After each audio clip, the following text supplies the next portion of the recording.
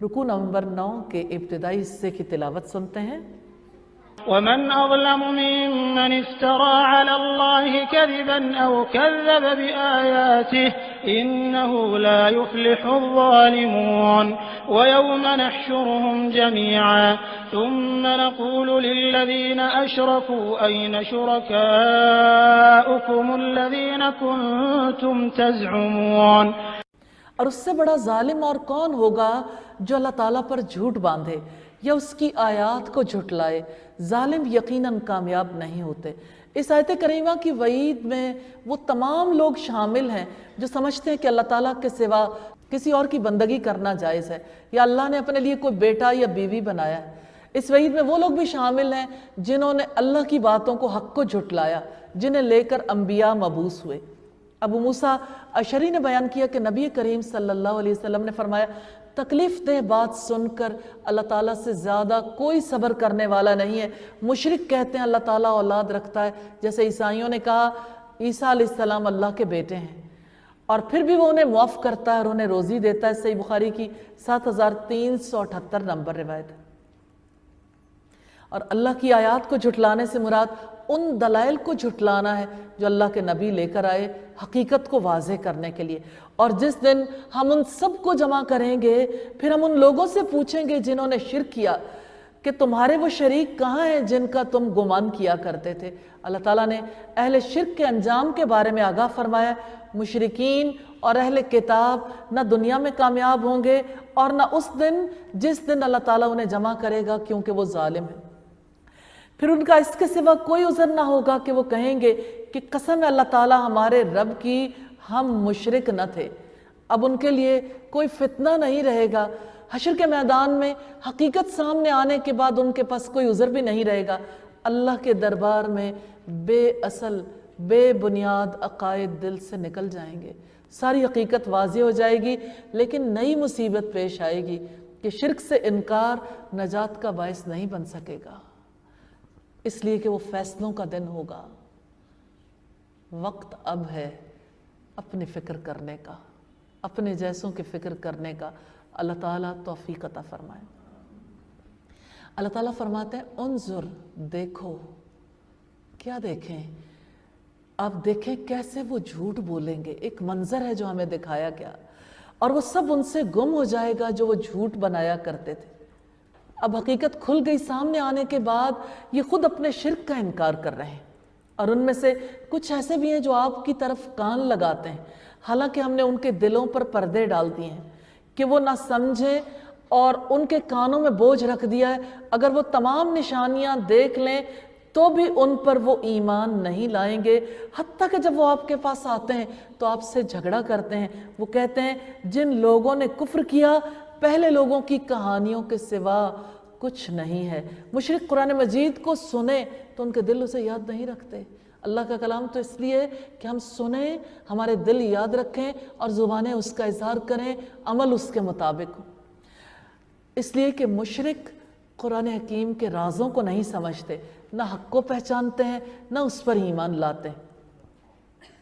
ابن عباس کہتے تھے، مشرک کہتے تھے جو تم ذبح کرتے ہو اور قتل کرتے ہو تو اسے کھا لیتے ہو، اور جسے اللہ تعالیٰ مار دیتا ہے تم اسے نہیں کھاتے اور تم اللہ کے حکم کی اتباع کرتے ہو۔ یعنی وہ مردار کھانے کے لیے دلیل دیتے تھے کہ اسے تو اللہ نے مارا، اسے کیوں نہ کھائیں، کہ تم جب خود ذبح کرتے ہو تو اسے کھا لیتے ہو۔ خود ذبح کر کے ہم اپنی مرضی سے نہیں کھاتے، ہمارے رب نے ہمیں حکم دیا ہے، اور اسی میں سب سے بڑی حکمت ہے۔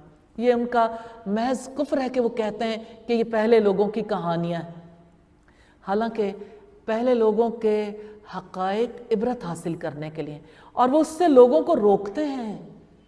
کس سے؟ اللہ تعالیٰ کے کلام سے، اس کے رسول سے، اور خود بھی اس سے دور رہتے ہیں، اور اپنی جانوں کے سوا وہ کسی کو ہلاک نہیں کر رہے، اور وہ شعور نہیں رکھتے۔ اور کاش آپ دیکھیں کہ جب انہیں آگ پر کھڑا کیا جائے گا تو کہیں گے اے کاش ہم واپس بھیج دیے جائیں اور ہم اپنے رب کی آیات کو نہ جھٹلائیں اور ہم ایمان والوں میں سے ہو جائیں۔ قیامت کے دن جب آگ کے کنارے کھڑا کیا جائے گا، جب گردنوں میں توق ہوں گے، جب پاؤں میں بیڑیاں اور ہاتھوں میں زنجیریں ہوں گی، اس وقت وہ تمنا کریں گے کاش ہمیں دنیا میں واپس بھیج دیا جائے۔ ایک لمحے کے لیے سوچئے گا، کہیں ہمارے عقائد تو ایسے نہیں ہیں جس کی وجہ سے کل ہمارا ایسا انجام ہونے والا ہو۔ اللہ تعالیٰ ہمیں اس سے بچا کے رکھے، بلکہ ان پر وہ چیز واضح ہو چکی جو وہ اس سے پہلے چھپایا کرتے تھے، اور اگر وہ واپس بھیج دیے جائیں تو یقیناً دوبارہ وہی کریں گے جس سے ان کو منع کیا گیا تھا، اور بلا شبہ وہ یقیناً جھوٹے ہیں۔ کافروں نے دل میں کفر چھپا کر رکھا تھا، اللہ تعالیٰ نے ان کے برے اعمال ظاہر کر دیے، اور انہوں نے کہا ان ہی الا حیاتنا الدنیا، کہ زندگی تو بس ہماری دنیا کی زندگی ہے اور ہم ہرگز اٹھائے جانے والے نہیں ہیں۔ اور کاش آپ دیکھیں جب انہیں اپنے رب کے سامنے کھڑا کیا جائے گا، وہ اللہ پوچھے گا کیا یہ حقیقت نہیں ہے؟ وہ کہیں گے ہاں ہمارے رب کی قسم کیوں نہیں؟ اللہ تعالیٰ فرمائے گا تو عذاب چکھو اس وجہ سے جو تم کفر کیا کرتے تھے۔ تو وہ دن جب اپنے رب کے سامنے لوگ سر جھکائے کھڑے ہوں گے، سارے لوگ، کوئی بھی مستثنا نہیں ہوگا، دہشت زدہ، گھبراہٹ، پتہ نہیں کیا فیصلہ ہو جائے۔ عذاب کے فیصلے کے منتظر بڑے ہولناک منظر میں ہوں گے، اور جن کو اپنے رب سے امید ہوگی اس وقت اللہ تعالیٰ انہیں گھبراہٹ سے بچا لیں گے۔ جب اللہ کے کلام کو پڑھنا ہے تو اپنی طرف دیکھنا ہے، اپنے دل کو یقین دلانا ہے، اللہ سے مدد مانگنی ہے۔ قد خسر الذین کذبوا بلقاء اللہ، یقیناً وہ لوگ خسارے میں رہے، ٹوٹل لاس، دیوالیہ نکل گیا ان کا، ان کی زندگی لگ گئی، مال لگ گیا، صلاحیتیں قوتیں لگیں، اور ہاتھ کیا آیا؟ خسارہ، کچھ بھی باقی نہ رہا۔ یقیناً وہ لوگ خسارے میں رہے جنہوں نے اللہ تعالیٰ کی ملاقات کو جھٹلایا، حتیٰ کہ جب قیامت ان پر اچانک آئے گی تو وہ کہیں گے ہائے افسوس اس کے بارے میں جو ہم نے کوتاہی کی، اور وہ اپنے بوجھ اپنی پیٹھوں پر اٹھائے ہوئے ہوں گے، اپنے آپ کو حشر کے میدان میں رکھ کر نہیں دیکھیں گے تو یقین دل کے اندر نہیں اترے گا کہ یہ صورتحال ہمارے ساتھ بھی پیش آ سکتی ہے۔ سن لو برا ہے جو وہ بوجھ اٹھائیں گے۔ رب العزت نے فرمایا قل هل ننبئکم بالاخسرین اعمالا، کہہ دو کیا ہم تمہیں بتائیں اپنے اعمال میں سب سے زیادہ نامراد کون لوگ ہیں؟ قل هل ننبئکم، اللہ تعالیٰ پوچھتے ہیں کہہ دو کیا ہم تمہیں بتائیں کہ اپنے اعمال میں سب سے زیادہ نامراد کون لوگ ہیں؟ وہ لوگ جو اپنے بارے میں یہی سوچتے رہے کہ ہم دنیا کی زندگی میں بڑے اچھے کام کرتے رہے، جن کی کوششیں دنیا کی زندگی میں گم ہو گئیں، ذل سعیہم فی الحیات الدنیا، جن کی ساری کوششیں دنیا کی زندگی میں رہیں، اور وہ گمان کرتے رہے کہ وہ سب اچھا کر رہے ہیں۔ کہ ایسا تو نہیں کہ ہم بھی اسی خسارے کا سودا کر رہے ہیں، ہمارے بھی یہی حالات تو نہیں ہیں۔ شداد بن اوس رضی اللہ تعالیٰ عنہ سے روایت ہے کہ نبی صلی اللہ علیہ وسلم نے فرمایا عقل مند وہ ہے جس نے اپنے نفس کا حساب لیا اور موت کے بعد آنے والی زندگی کے لیے عمل کیا، اور عاجز احمق وہ ہے جس نے اپنے نفس کو خواہشوں کے پیچھے لگا دیا اور پھر اللہ سے بخشش کی آرزو رکھی۔ تو جب یہ دنیا ختم ہوگی، اچانک قیامت آئے گی تو وہ اپنے عقائد اور اعمال پر ندامت کا اظہار کریں گے، اور دنیا کی زندگی کھیل تماشے کے سوا کچھ نہیں، اور آخرت کا گھر یقیناً ان لوگوں کے لیے بہت ہی بہتر ہے جو اللہ تعالیٰ سے ڈرتے ہیں۔ تو کیا تم سمجھتے نہیں؟ اللہ تعالیٰ نے دنیا کی بے ثباتی اور آخرت کی کامیابی کے لیے کوشش کرنے کا درس دیا کہ اللہ کے بندو دنیا کی زندگی کھیل تماشے کے سوا کچھ نہیں، ان کی لذتوں کے اسیر مت بنو، آخرت کو کامیاب بنانے کے لیے کوششیں کرنے لگ جاؤ، اس لیے کہ اصل کامیابی آخرت کی کامیابی ہے۔ نبی صلی اللہ علیہ وسلم کا یہ یقین کیسا تھا؟ آپ نے فرمایا دنیا مومن کے لیے قید خانہ اور کافر کے لیے جنت ہے، اور آپ صلی اللہ علیہ وسلم مسجد نبوی کے لیے پتھر ڈھونے والوں کے ساتھ پتھر ڈھو رہے تھے۔ کیا وہ منظر تھا جہاں اللہ کے رسول فرما رہے تھے اللہم لا عیش الا عیش الآخرہ، اللہ زندگی تو بس آخرت کی زندگی ہے۔ ان کے سب کام اکٹھے ہوتے تھے اور کس طرح سے آخرت کا یقین حاصل کرتے تھے کہ اللہ انصار اور مہاجرین کو بخش دیجئے کہ وہ آپ کے راستے میں کوششیں کرتے ہیں، یا اللہ ہمیں یہ یقین نصیب فرما دے کہ اصل زندگی آخرت کی زندگی ہے۔ یقیناً ہم جانتے ہیں کہ بے شک آپ کو یقیناً غم زدہ کرتی ہیں جو وہ کہتے ہیں، تو یقیناً وہ آپ کو نہیں جھٹلاتے بلکہ ظالم اللہ تعالیٰ ہی کی آیات کا انکار کرتے ہیں۔ اور بلا شبہ یقیناً آپ سے پہلے بھی رسولوں کو جھٹلایا گیا تو انہوں نے اس پر صبر کیا جو وہ جھٹلائے گئے اور ایذا دیے گئے، یہاں تک کہ ان کو ہماری مدد آ گئی، اور اللہ کی باتوں کو کوئی بدلنے والا نہیں۔ اور بلا شبہ آپ کے پاس یقیناً رسولوں کی کچھ خبریں آ چکی ہیں۔ دعوت حق ایک ہے، نبی صلی اللہ علیہ وسلم کو تسلی دی گئی کہ آپ اپنی قوم کے جھٹلانے کی پرواہ نہ کریں کہ وہ آپ کو غلط کہتے ہیں، آپ پر باتیں چوٹیں کستے ہیں۔ اولو العزم پیغمبروں کی طرح صبر کریں، پورے اطمینان سے اپنے فرائض ادا کریں۔ الحمدللہ آپ میں سے کتنے لوگ ہیں جو آج اللہ تعالیٰ کی طرف بلاتے ہیں اور لوگوں کے تانوں کو برداشت کرتے ہیں، اور انشاءاللہ کل آپ بھی اسی میدان میں ہوں گے انشاءاللہ۔ اور اگر آپ پر ان کی بے رخی گراں گزرتی ہے تو اگر آپ میں طاقت ہے کہ زمین میں کوئی سرنگ ڈھونڈو یا آسمان میں کوئی سیڑھی لگاؤ تو ان کے پاس کوئی نشانی لے آؤ۔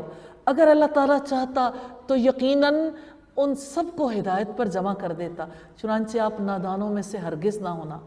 یعنی اگر آپ پر لوگوں کا اللہ تعالیٰ، اس کے دین اور اس کے رسول سے منہ پھیرنا شاق گزرتا ہے، آپ کی شدید خواہش ہے کہ وہ ایمان لے آئیں، تو کوشش کر دیکھیں آسمان سے کوئی نشانی اتار لائیں، تب بھی وہ ایمان نہیں لائیں گے، کیونکہ ہدایت دینا کسی اور کا اختیار نہیں ہے۔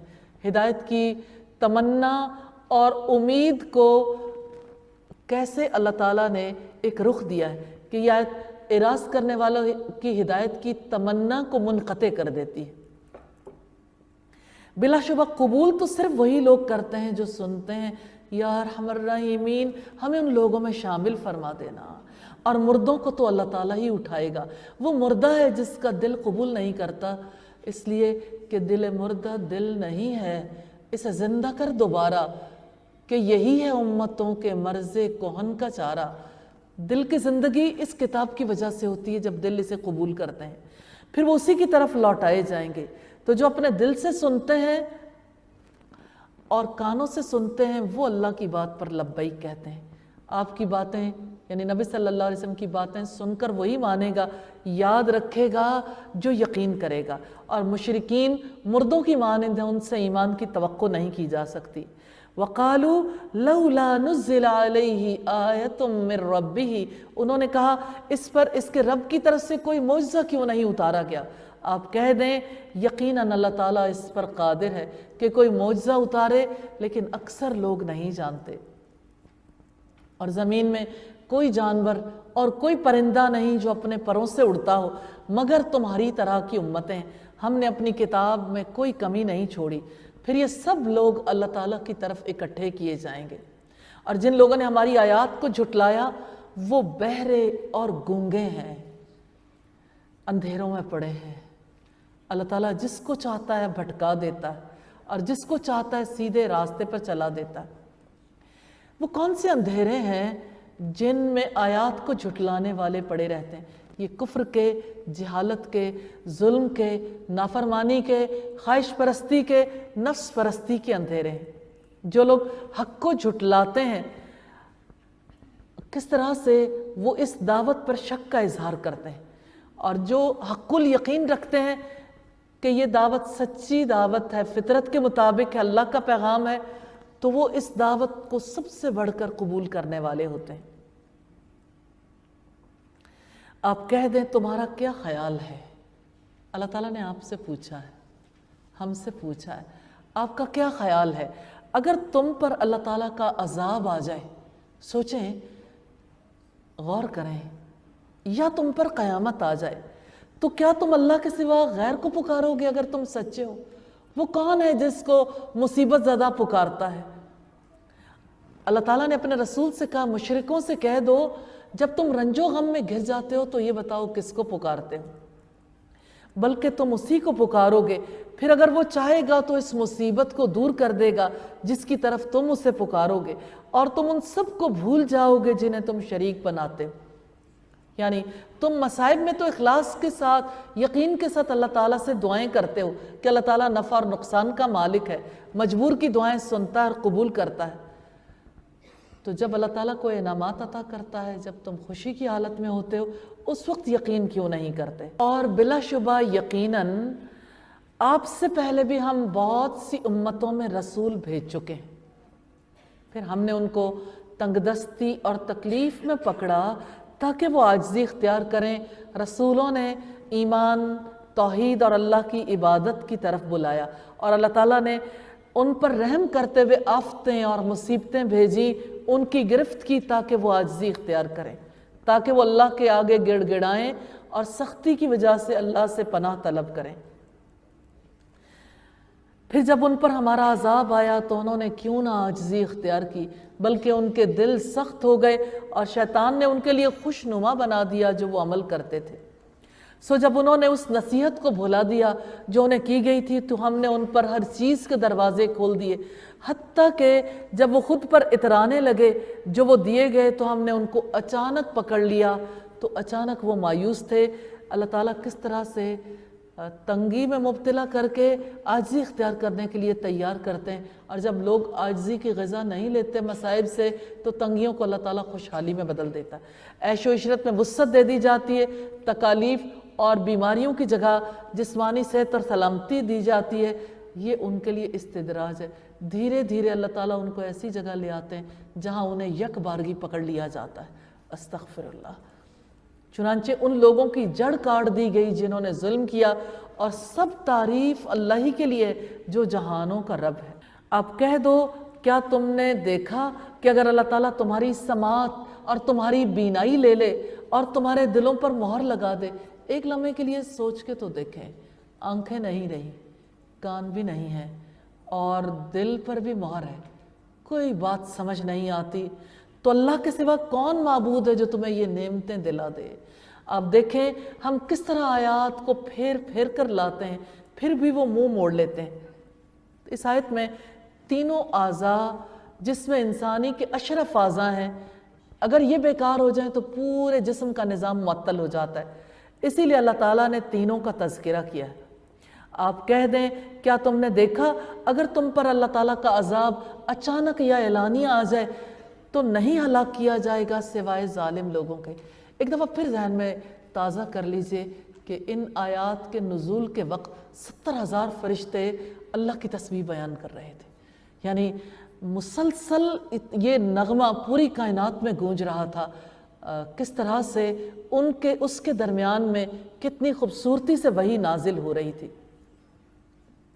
اور ہم رسولوں کو خوشخبری دینے والے اور ڈرانے والے ہی بنا کر بھیجتے ہیں۔ پھر جو لوگ ایمان لائیں اور اصلاح کریں تو ان پر نہ کوئی خوف ہوگا نہ وہ غمگین ہوں گے۔ انبیاء کی ذمہ داری ہے کہ لوگوں کو اللہ تعالیٰ کی طرف بلائیں، جنت کی خوشخبری دیں، جہنم سے ڈرائیں۔ ان کی یہ ذمہ داری نہیں ہے کہ کافروں کی خواہش اور ان کی منشا کے مطابق اللہ تعالیٰ سے نشانیاں طلب کرتے رہیں، اور جن لوگوں نے ہماری آیات کو جھٹلایا تو ان کو عذاب پہنچے گا اس وجہ سے کہ وہ نافرمانی کیا کرتے تھے۔ آپ کہہ دیں میں تم سے یہ نہیں کہتا کہ میرے پاس اللہ تعالیٰ کے خزانے، اور نہ ہی میں غیب کو جانتا ہوں، اور نہ میں تم سے یہ کہتا ہوں کہ میں یقیناً کوئی فرشتہ ہوں، نہیں میں پیروی کرتا مگر جو میری طرف وحی کی جاتی ہے۔ آپ کہہ دیں کیا اندھا، قل هل يستوي الأعمى والبصير، آپ کہہ دیں کیا اندھا اور آنکھوں والا برابر ہو سکتا ہے؟ تو کیا تم غور و فکر نہیں کرتے؟ یعنی جو اپنی آنکھوں سے دیکھتا ہے اور جو دیکھ نہیں سکتا، یعنی جو حقائق کو پہچان سکتا ہے اور جو نہیں پہچان سکتا، کیا یہ دونوں برابر ہو سکتے ہیں؟ رکوع نمبر 12 ہے، پہلی آیت کی تلاوت سنیں گے۔ وَأَنذِرْ بِهِ الذين يخافون أن يحشروا إلى ربهم ليس لهم من دونه ولي ولا شفيع لعلهم يتقون۔ اور آپ اس کے ساتھ ان کو خبردار کر دیں جو یہ خوف رکھتے ہیں کہ انہیں اپنے رب کی طرف جمع کیا جائے گا، کہ اس کے سوا نہ ان کا کوئی حمایت کرنے والا ہوگا اور نہ کوئی سفارش کرنے والا تاکہ وہ بچ جائیں۔ امام احمد، طبرانی اور ابی حاتم نے ابو مسعود سے روایت نقل کی ہے کہ قریش کی ایک جماعت کا رسول اللہ کے پاس سے گزر ہوا۔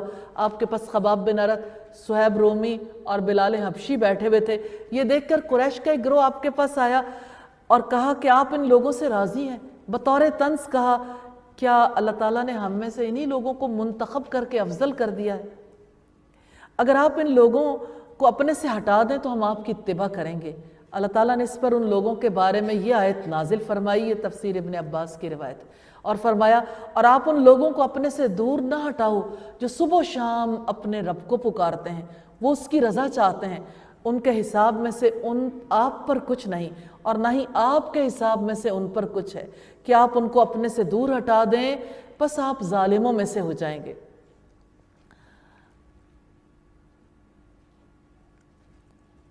اور اسی طرح ہم نے انہیں ایک دوسرے سے آزمایا ہے تاکہ وہ کہیں کہ کیا یہی وہ لوگ ہیں جن پر ہمارے درمیان اللہ تعالیٰ نے احسان کیا ہے؟ کیا اللہ تعالیٰ شکر گزار بندوں کو زیادہ جاننے والا نہیں ہے؟ محتاج اور فقیر مسلمان دنیا میں تو لوگوں کے طنز کا نشانہ بنتے ہیں، ان کو لوگ حقیر سمجھتے ہیں، لیکن سیدنا جابر بن عبداللہ سے روایت رسول اللہ صلی اللہ علیہ وسلم نے فرمایا محتاج اور فقیر مسلمان مالداروں سے 40 سال پہلے جنت میں جائیں گے۔ ترمذی کی روایت ہے 2355 نمبر پر۔ اور جب آپ کے پاس وہ آئیں جو ہماری آیات پر ایمان رکھتے ہیں تو آپ کہہ دیں تم پر سلام ہو، تمہارے رب نے اپنی ذات پر رحمت لازم کر رکھی ہے، یقیناً جو تم میں سے نادانی میں کوئی برائی کر بیٹھے پھر اس کے بعد توبہ کی اور اصلاح کر لی تو یقیناً وہ بہت بخشنے والا نہایت رحم والا ہے۔ سیدنا ابو ہریرہ رضی اللہ تعالیٰ عنہ روایت کرتے ہیں رسول اللہ نے فرمایا جب اللہ تعالیٰ نے مخلوق کو پیدا کیا تو اپنی کتاب میں لکھا اور وہ کتاب اس کے پاس عرش پر موجود ہے کہ میری رحمت میرے غضب پر غالب آ گئی ہے۔ یہ مسلم کی روایت ہے۔ اور ہم اسی طرح آیات کو تفصیل سے بیان کرتے ہیں اور تاکہ مجرموں کا طریقہ خوب واضح ہو جائے۔ رکوع نمبر 13 کی پہلی آیت کی تلاوت سنیں گے۔ قل إني نهيت أن أعبد الذين تدعون من دون الله قل لا أتبع أهواءكم قد ضللت إذا وما أنا من المهتدين۔ آپ کہہ دیں اللہ تعالیٰ کے سوا تم جنہیں پکارتے ہو مجھے ان کی عبادت سے بالکل روکا گیا ہے۔ آپ کہہ دیں میں تمہاری خواہشات کے پیچھے نہیں چلوں گا، اس وقت تو میں گمراہ ہو جاؤں گا اور ہدایت پانے والوں میں سے نہ ہوں گا۔ اللہ تعالیٰ ہی انسان کے فطری مطالبات کا جواب ہے، اس لیے کہ وہ انسان کو سب کچھ دے سکتا ہے، سب کی سن سکتا ہے، انعام و اکرام کر سکتا ہے، نقصان سے بچا سکتا ہے۔ اس لیے اللہ تعالیٰ ہی حق رکھتا ہے کہ ہم صرف اسی کے بندے بنیں، اسی کی عبادت کریں۔ آپ کہہ دیں کہ میں اپنے رب کی طرف سے ایک واضح دلیل پر ہوں اور اس کو تم نے جھٹلا دیا، جس کی تم جلدی مچاتے ہو وہ میرے پاس نہیں ہے۔ فیصلہ صرف اللہ تعالیٰ کا ہے، وہی حق بیان کرتا ہے اور وہ فیصلہ کرنے والوں میں سے بہترین ہے۔ یعنی اللہ رب العزت نے فرمایا کہ تم لوگوں نے اللہ کی وحی کو جھٹلا دیا ہے، تم نے قرآن و سنت کو جھٹلا دیا ہے، اللہ کے اوامر و نواہی کو جھٹلا دیا ہے۔ آپ کہہ دیں یقیناً اگر میرے پاس وہ ہوتا جس کی تم جلدی کر رہے ہو تو میرے اور تمہارے درمیان معاملے کا فیصلہ کر دیا جاتا اور اللہ تعالیٰ ظالموں کو زیادہ جاننے والا ہے۔ سیدنا ابو بکر صدیق رضی اللہ تعالیٰ عنہ ایک بار ایک جنگ میں شریک تھے۔ جنگ اس قدر زوروں پر تھی کہ ہاتھ کو ہاتھ سجائی نہیں دیتا تھا۔ کافروں نے فیصلہ کن حملہ کر دیا تھا۔ اس پر انہوں نے کہا اللہ آپ کتنے حلیم ہیں، اللہ آپ کس قدر حلیم اور بردبار ہیں۔ یعنی کافروں کی ان تمام حرکتوں کے باوجود آپ انہیں موقع دیتے ہیں وَعِندَهُ مَفَاتِحُ الْغَيْبِ لَا يَعْلَمُهَا إِلَّا هُ، اور غیب کی کنجیاں اسی کے پاس ہیں، اس کے سوا انہیں کوئی نہیں جانتا، اور وہ خشکی اور سمندر کی ہر چیز کو جانتا ہے، اور کوئی پتا نہیں گرتا مگر وہ اسے بھی جانتا ہے، اور زمین کی تاریکیوں میں کوئی دانہ نہیں گرتا، اور نہ کوئی تر چیز اور نہ کوئی خشک چیز، مگر سب کھلی کتاب میں ہے۔ یہ آیت قرآن حکیم کی عظیم آیات میں سے ہے جن میں اللہ تعالیٰ کے علم محیط کی تفصیل ہے۔ اللہ تعالیٰ غیب کا علم رکھتا ہے، اس کے سوا کوئی نہیں جانتا۔ اس نے ملائکہ اور انبیاء سے بھی غیب کو پوشیدہ رکھا ہے، جس کو چاہتا ہے اپنے علم غیب میں سے کچھ عطا کر دیتا ہے، اور وہی ہے جو تمہیں رات کو وفات دیتا ہے، اور جو کچھ تم دن میں کرتے ہو اس کو وہ جانتا ہے، پھر وہ اس دن میں تمہیں اٹھا دیتا ہے تاکہ تمہاری مقررہ مدت پوری کی جائے، پھر اس کی طرف تمہاری واپسی ہے، پھر وہ تمہیں اس کی خبر دے گا جو تم عمل کیا کرتے تھے۔ نبی صلی اللہ علیہ وسلم نے فرمایا ہر شخص کے ساتھ ایک فرشتہ ہوتا ہے، اور نیند میں فرشتہ اس کی روح کو تھام لیتا ہے۔ اگر اللہ تعالیٰ اس روح کو قبض کرنے کا حکم دیتا ہے تو فرشتہ روح کو قبض کر لیتا ہے، ورنہ جسم میں واپس لوٹا دیتا ہے۔ یہ مختصر ابن کثیر کی روایت ہے۔ رکوع نمبر 14 ہے، پہلی آیت کی تلاوت سنیں گے۔ وهو القاهر فوق عباده ويرسل عليكم حفظة حتى إذا جاء أحدكم الموت توفته رسلنا وهم لا يفرطون۔ اور وہ اپنے بندوں پر غالب ہے اور تم پر نگران بھیجتا ہے، یہاں تک کہ جب تم میں سے کسی ایک پر موت آتی ہے ہمارے بھیجے ہوئے فرشتے اس کو قبض کر لیتے ہیں اور وہ ذرا کوتاہی نہیں کرتے۔ اللہ تعالیٰ سب پر غالب ہے، اپنے بندوں کا خالق بھی ہے، مالک بھی ہے، ان پر اپنا ارادہ نافذ کرتا ہے کہ اللہ کی تقدیر ہم پر غالب نہیں؟ کیا ہماری جو شکل و صورت ہے اس کے بنانے میں کسی اور کا دخل ہے؟ کیا ہمارا جو قد بت ہے، ہماری جو رنگت ہے، اس میں کسی اور کا دخل ہے؟ کیا اس عمر تک پہنچے ہیں کسی اور کا دخل ہے؟ اس کے ارادے ہماری زندگی پر نافذ ہونے والے ہیں، اس کی اجازت کے بغیر ہم اپنی حرکت اور سکون کے بھی مالک نہیں ہیں۔ انسان اللہ تعالیٰ کے مکمل کنٹرول میں ہے اور وہ تم پر نگہبان بھیجتا ہے۔ قتادہ کا قول ہے اے ابن آدم تیرے اوپر نگران ہے جو تیرے اعمال، تیرے رزق، تیری اجل کی حفاظت کرتے ہیں، جب تم وفات پاؤ گے تو تمہیں اپنے رب کے پاس لے جائیں گے۔ یہ جامع البیان کی روایت ہے۔ اور حفظہ سے مراد وہ فرشتے ہیں جو انسان کے آگے پیچھے ہمہ وقت لگے رہتے ہیں، ہر قسم کی آفت اور مصیبت سے اللہ کے حکم سے بچاتے ہیں، پھر وہ اللہ تعالیٰ کی طرف لوٹائے جاتے ہیں جو ان کا حقیقی مالک ہے۔ سن لو حکم اسی کا ہے اور وہ سب حساب لینے والوں سے زیادہ جلد حساب لینے والا ہے۔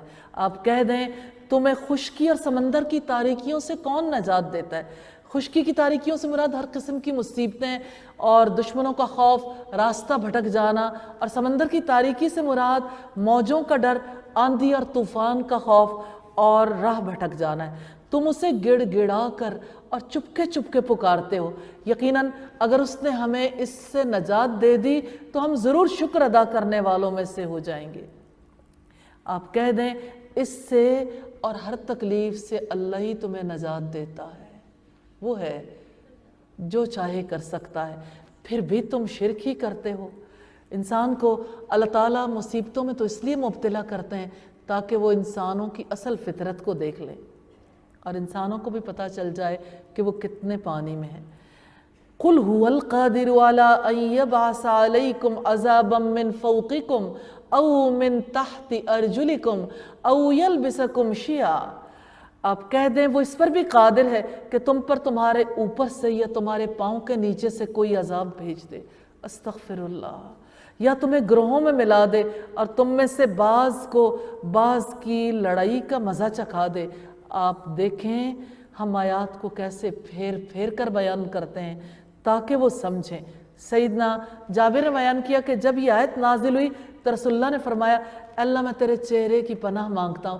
پھر یہ اترا او من تحت ارجلکم، آپ نے فرمایا یا اللہ میں تیرے چہرے کی پناہ مانگتا ہوں۔ پھر یہ اترا وَيَلْبِسَكُمْ شِيَعًا وَيُذِيقَ بَعْضَكُمْ بَأْسَ بَعْضٍ، اس وقت نبی صلی اللہ علیہ وسلم نے فرمایا یہ عذابوں سے ہلکا یا آسان ہے۔ صحیح بخاری کی 4628 نمبر روایت۔